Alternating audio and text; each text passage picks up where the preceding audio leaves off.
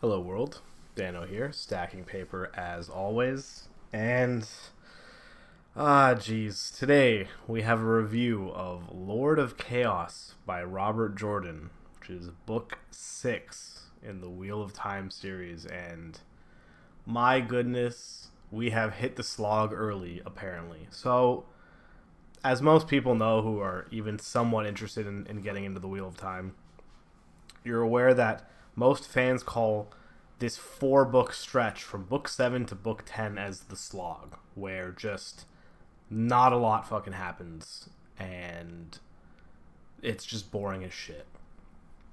Well, I'm unhappy to report that book 6 is absolutely part of the slog because my goodness, not only is this the longest book in the series by far, it's 391,000 fucking words. Not only is it the longest book in the series, the least amount happens, at least so far. You know, I've heard things about book 10, or sorry, not book 10. Yeah, book 10 being like the worst, Crossroads of Twilight. But like, this book's like a 4 out of 10, and honestly, I still think I'm being kind of generous. I only think it's a 4 out of 10 because of the build up and the fact that it's like standing on the shoulders of the books that came before it. Because as its own book, like, my goodness, like, there is important plot developments, but it's sandwiched in between so much dog shit of nothing happening that it's so hard to even give this book a 4 out of 10. I'm gonna give it a 4, but yeah, like, it's bad. Like, so some of the plot development, some important shit, like, Rand is now running Camelin and Carian. He's kind of accepted that he's just the top dog now, and he's going to start bossing people around, which is kind of cool. You know, he's hearing fucking lose Theron in his head, which is not so cool. He's going to start losing his mind soon. And I think I set myself up for disappointment with this book, because as much as there was not a lot going on, I was really resting my laurels on like a big climax and like a good ending. And honestly, the climax was kind of fucking lackluster, if I'm gonna be honest. This is obviously full spoilers. If you're not caught up, why are you watching a video on a 6th book of a 14-book series? But yeah, the end, Rand gets captured. Like, that's cool. He gets saved by Perrin and his gang of like Carianin and Aiel and Bayenners, while also the Shido Aiel are also attacking the Aes Sedai who captured him. So there's kind of this 3-way fight going on. I will say, here's the one positives I'll give about this. What I like about this book is it does establish like all the different factions and these like cross minglings of factions, because like it's getting pretty complicated now where like everyone is in different places. Like, you know, you have Elaine Nynaeve in Saladar, you have Egwene who goes to join them eventually, you have the Tower Aes Sedai run by Elida, you have the Aiel who are kind of everywhere in different parts. There's Aiel that are working for Rand, but then there's also the Shido who are definitely not working for Rand. You have the Forsaken. I do like you finally get a Forsaken perspectives in this book. I think you get some in book 5 too. I can't remember which one starts it, but you definitely get multiple in this one, which I really enjoyed. I like seeing their point of view. And yeah, you have these cross minglings of factions, but in terms of like actual plot progression, it is glacial, to say the least. Like, for a book called Lord of Chaos, you'd think there would be more chaos happening. This book should be called Lord of Emissaries or Lord of Bickering. That's one thing that is like really a big standout with this book I've noticed, is that most of the chapters are literally just characters bitching and moaning about the same things that they've been bitching and moaning about since the beginning of the fucking story.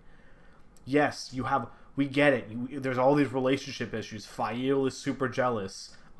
Perrin and Matt and Rand all can't understand women, and they think that the other guys understand women better. You guys have been saying that for 6 books now. We get it. Move the fuck on. Or like the cultural differences between the Aiel and how they laugh at stuff and their humor doesn't make any sense. And it's like he just devotes so much page time to all this random fucking bullshit that just doesn't matter. And like at the end of the day, from like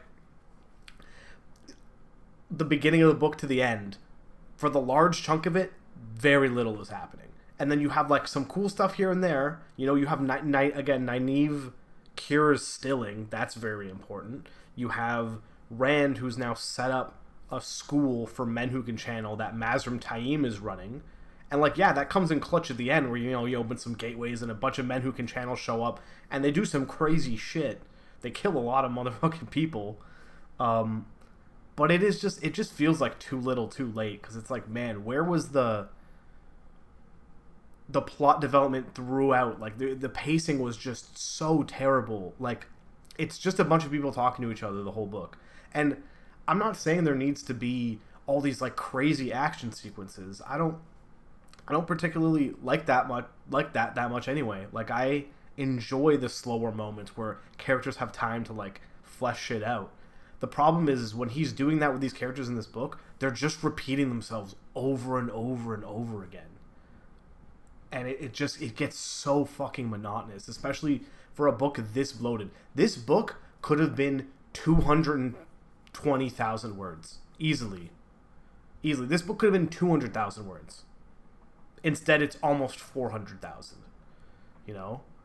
Egwene is the new fucking Amerlin seat. At least the Solidar Amerlin. You know, Elida still calls herself the Amerlin, so you still have this whole Civil War thing going on. I do like, at the end there, you get to see Gawain's perspective. He's literally part of the train of Aes Sedai that have captured Rand, but, you know, he's caught in the middle. There's a lot of these characters that are kind of like caught in the middle between factions. All that stuff is really cool. And that's why, like, it's so frustrating, because I can see how much potential this has, and I know that it's gonna be worth it in the end. I do have a feeling that it will be. You know, my roommate literally just finished the series, and he told me, he's like, yeah, it's worth it. It is worth it. But he just told me to strap the hell in, because the whole time I was doing this book, I was like, man, I am 40 chapters in, and I am just waiting for something to fucking happen, you know? What else? Oh yeah, that's the other thing. So, I audiobooked this. I actually hate audiobooks. I could never really get into them. It usually doesn't, like, sink in when I listen to audiobooks. But I decided I'm doing this on audiobook because, again, so little is happening that I can just do stuff while passively listening, and then when a chapter's done, I'll just go and read the summary on the wiki. And just be like, what did I miss? And most of the time I haven't really missed shit. Because, like, I'll read the summary of a chapter and I'm like, wow, so nothing really did happen. I'm not crazy, you know? Oh, man. Like,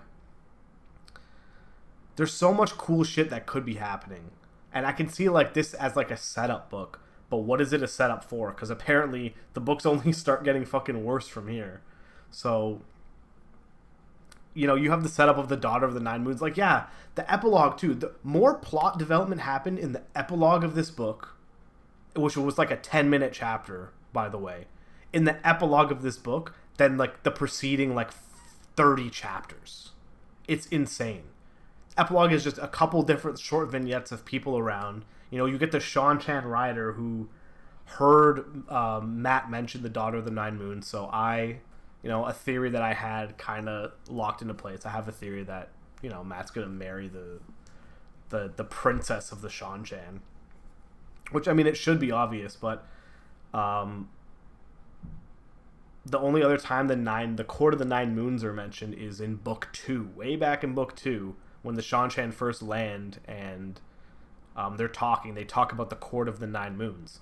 So when in Book 4... when he goes through that little gate and it's brought up that he's going to marry the Daughter of the Nine Moons, I can only imagine the Daughter of the Nine Moons is the Shan-Chan Queen or Shan-Chan Princess. So, seeing Matt do that should be really interesting.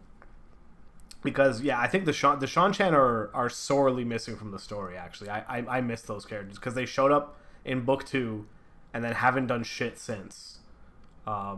I think there's been, like, a couple characters here and there that have popped in. Like, there's the one guy at the end of this book. He's been walking around, and I think he was mentioned in, I want to say Book 4?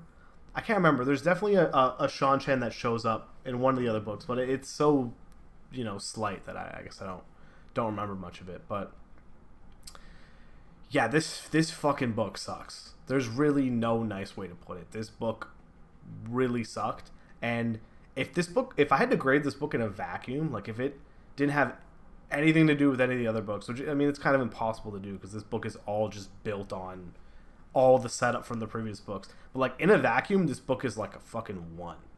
It's just brutal. I'm only giving it a 4 because of the context. I'm giving it. I'm extending an olive branch to this book, but yeah, thank goodness the rest of the books in the slog are like half as long as this one, because like that's another reason why I think it felt even sloggier, is that it is literally the longest book in the entire series, and just nothing. It just gives you nothing, and like there's only so much you can. This felt the most like YA of all the Wheel of Time books I've read so far. So much relationship bitching in this fucking book. Perrin trying to figure out Fael. Fucking Elaine not liking the fact that she's going to have to share Rand with 2 other women. Rand being completely oblivious to the fact that Min is super into him, even though she's literally sitting in his lap and like grinding on him. Like, oh god, it's just like, oh, I didn't notice Min was so hot because now she's not in man clothes. She's wearing a dress and ooh la la. It's like, Jesus. Like, just tear my eyes out.